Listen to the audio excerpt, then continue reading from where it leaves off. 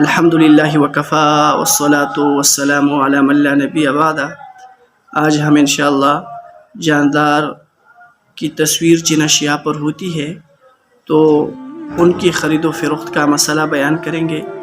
کیا ان کی خرید و فروخت جائز ہے یا ناجائز ہے؟ اس سے پہلے یہ مسئلہ یاد رکھیں کہ جاندار کی تصویر بنانا، چھاپنا یہ بغیر ضرورت شرعی کے ناجائز ہے۔ کوئی ضرورت شرعی نہیں ہے، آپ جاندار کی تصویر بنا رہے ہیں، چھاپ رہے ہیں تو یہ ناجائز ہے۔ اور جو کوئی اس کو بنا رہا ہے، کوئی اس کو چھاپ رہا ہے تو یہ گناہ کا کام کر رہا ہے۔ ابن عباس رضی اللہ عنہ کے پاس ایک آدمی آیا اور ابن عباس رضی اللہ عنہ سے اس کے بارے میں پوچھا کہ میں تصاویر کا کام کر رہا ہوں، تو اس کا مسئلہ ابن عباس رضی اللہ عنہ سے پوچھا۔ تو ابن عباس رضی اللہ عنہ نے تصویر بنانے کے بارے میں وعید بیان کی کہ جو شخص تصویر بنائے گا اللہ اس کو عذاب دے گا، یہاں تک کہ اس میں روح پھونکے، حالانکہ وہ تو اس میں روح نہیں پھونک سکتا ہے، تو یعنی اس کو عذاب ملے گا۔ اب جب اس شخص نے یہ حدیث سنی تو اس کا چہرے کا رنگ متغیر ہو گیا، وہ ڈر گیا۔ سلف میں یہ بات تھی کہ وہ اللہ سے بہت ڈرنے والے تھے، جب وہ وعید کی آیت یا حدیث سنتے تھے تو وہ ڈر جاتے تھے کہ اللہ ہمیں عذاب نہ دے، اور عذاب کے کاموں سے بچتے تھے۔ جب اس کا چہرے کا رنگ متغیر ہو گیا تو ابن عباس رضی اللہ عنہ نے کہا اگر یہ کام کرنا ہے تو درخت وغیرہ کی تصویر بنا۔ مطلب یہ ہے کہ غیر جاندار سے مراد یہ ہے کہ جو اپنے ارادے سے حرکت نہیں کر سکتا، غیر متحرک بالارادہ ہے۔ جیسے انسان یہ متحرک بالارادہ ہے، یہ جو جانور ہے یہ اپنے ارادے سے حرکت کر سکتے ہیں، گائے، بیل، بکری، شیر وغیرہ۔ اور یہ جو درخت وغیرہ، پتھر، یہ چیزیں ان میں اگر کوئی چیز کسی چیز کے اندر سانس بھی ہے پھر بھی یہ اپنے ارادے سے حرکت نہیں کرتے تو یہ غیر جاندار کے حکم میں ہے۔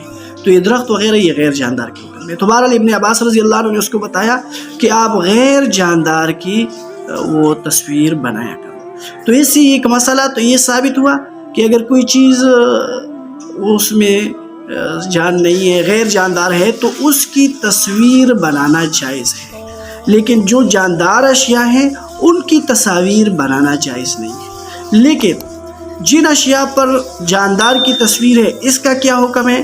تو اس کا مسئلہ یہ ہے اگر اصل مقصد تصویر کی خرید و فروخت ہے، مقصود تصویر ہے، تو پھر اس کا خریدنا جائز نہیں ہے۔ البتہ اگر اس کا مقصد تصویر کی خرید و فروخت نہیں ہے، مقصد اس کا یہ ہے کہ میں اخبار خریدوں، ضمن میں تصویر بھی آ رہا ہے، اس کا مقصد یہ ہے کہ میں یہ کریم خریدوں، ضمن میں تصویر بھی آ رہا ہے، اس کا مقصد یہ ہے کہ میں یہ کتاب خریدوں، کتاب کے اندر تصویر ہے تو ضمن میں تصویر بھی آ رہا ہے، وہ کوئی پاؤڈر خرید رہا ہے اس ضمن میں تصویر بھی آ رہا ہے، وہ کوئی دوائی خرید رہا ہے تو دوائی کے ضمن میں تصویر بھی آ رہا ہے، تو اس کا اصل مقصد تصویر کا خریدنا نہیں ہے، ضمناً تصویر آ جاتی ہے تو پھر یہ جائز ہے۔ کیونکہ شریعت میں ضمن میں پائی جانے والی چیزوں کا وہ حکم نہیں ہے جو مقصودی چیز کے لیے ہوتا ہے۔ جو مقصود ہوتا ہے اس کے لیے الگ حکم ہوتا ہے، اور ضمن میں جو پائی جانے والی چیز ہے اس کا الگ حکم ہے۔ تو جب تصویر مقصود ہوگا تو اس کا الگ حکم ہوگا، اور جب تصویر مقصود نہیں ہے، ضمن میں پایا جا رہا ہے، تو پھر اس کا وہ حکم نہیں ہوگا۔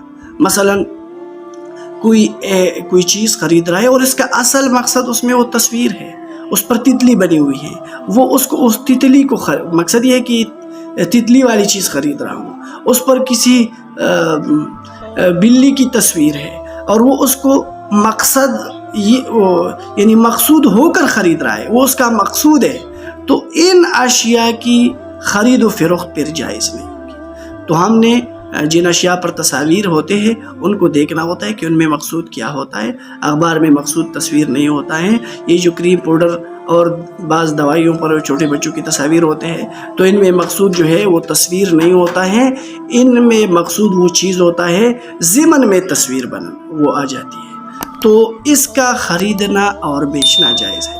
اگر کوئی ایسی شے ہے جس میں مقصود وہ تصویر ہے تو پھر اس کی خرید و فروخت جائز نہیں ہے۔